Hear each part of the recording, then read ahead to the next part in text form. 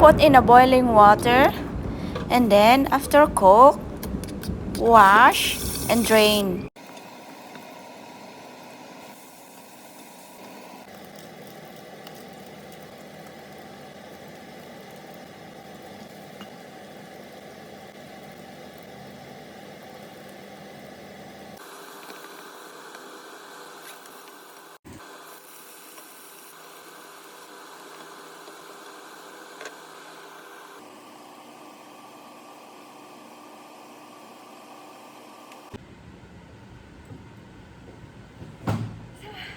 Finally, it's done.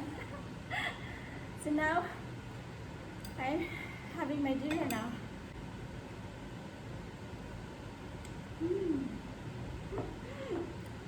So nice. So good.